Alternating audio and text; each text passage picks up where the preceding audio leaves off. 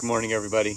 Pastor Nate Borman here with a daily devotional thought for you. We are in Daniel chapter 11, and I want to encourage you today.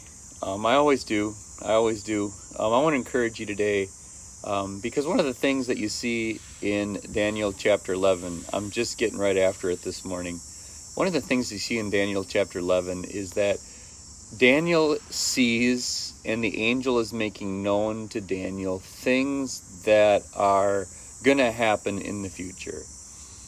And one of the things that becomes very, very clear to us as we read the rest of the Bible, so keep reading from Daniel, read into Matthew, Mark, Luke, John, especially read those last talks, those end times talks from Jesus, Matthew 24, Matthew 25, where Jesus talks about in very, very clear language about what is going to happen before he comes back, what is going to happen until in the time between his ascension and his final return, is that things are going to get worse and worse. The things that we read in Daniel in many ways are mysterious. There are things in Daniel that we kind of scratch our heads at and wonder, who is this? What is Daniel talk? What is this vision all about? That's why I said yesterday, don't get too worked up and don't get too tied down to figuring out the who's, the whens, the where's, the whys. Don't try to nail down these things, the times and dates and places and people, because it's in many ways it's mysterious, and God, I think, in many ways means it to be, because as God told Moses, or Moses said to the people of Israel, the hidden things belong to God, but the revealed things belong to us and our children. And so what Jesus says to us in Matthew 24 is absolutely clear. And Jesus actually in Matthew 24, he makes a very direct connection between what Daniel sees and what's going on and what's going to happen between his ascension and his final return. In this section, Daniel talks about the abomination that causes desolation being set up in the temple of God. We read in the Gospels about how Jesus says the days before his return are going to get worse and worse and worse. There will be false teachers, false prophets. The love of most will grow cold. Persecutions will increase. He even says that things are going to get so bad that even the elect, God's chosen people, you and me who believe in Jesus, that even we would fall. And then he has this disclaimer that if that were possible. So what you start to see is that things are not going to be easy for us as Christians. And I think you see that. I think you understand that. I think you experience that. There are two dangers that I see for you and me as we live in these last days. One is outright persecution.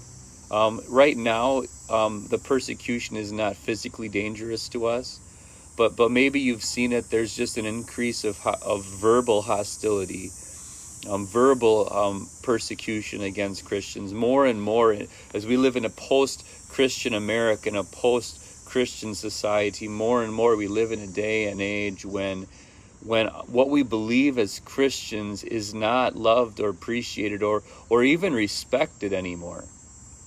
So that's one thing that we're up against. We're up against a society, and we live in a world that is growing more and more openly hostile to the Christian faith and to the people who call themselves Christians, to you and to me. But the greater danger that I see, and maybe this is changing a little bit as we enter a more hostile time, but one of the dangers I see is that it's not that in many ways it's easy to be a Christian here. No one is telling us, there are restrictions for the way we worship right now, but nobody's telling us what to preach or not to preach. Nobody's telling us what to do or not to do. Nobody is restricting our faith. We're in no ways being held back when it comes to believing and teaching the truth about God. And the danger, I love that, and I appreciate that freedom about our country, but the danger of that for us as Christians is that it makes us apathetic. We get to a point where we're like, well, it's not hard, so you kind of get meh, if there was an emoji, you would kind of go, eh. We get to that point in our faith where we don't have to strive for it. We don't have to work for it. We don't really have to know it. I can say for myself that the times I've grown the most in my faith are the times when I have been challenged the most when it comes to walking with God. The times when I grow most in my faith is really through trial and trouble. So I think that this season for us as the church is going to be a time of tremendous personal spiritual growth for us. And I pray that raises us up and equips us to be witnesses into the world, right? But what the danger I see is that when things are easy again, that we become complacent and we become apathetic and our faith kind of shrinks away. Those are the dangers that I see. And I want to just share with you a couple of verses that God leaves for us here in Daniel that really give us hope, and they lead us to pray for a couple of things. I want to read them to you. Daniel talks about the danger, and then he says, those who are wise, verse 33, those who are wise will instruct many. Though for a time they will fall by the sword or be burned or captured or plundered. When they fall, they will receive little help, and many who are not sincere will join them. Some of the wise will stumble, so that they may be refined, purified, and made spotless until the time of the end, for it will still come at the appointed time. There are two things that I want to encourage you to pray about today. I want to encourage you to pray that God would send the wise to you and to his church. We need more than ever men and women of God, men and women of faith, men and women who are wise by the Spirit, who have a full measure of the Spirit in themselves, and who are filled with the Holy Scriptures and are filled with God's Word.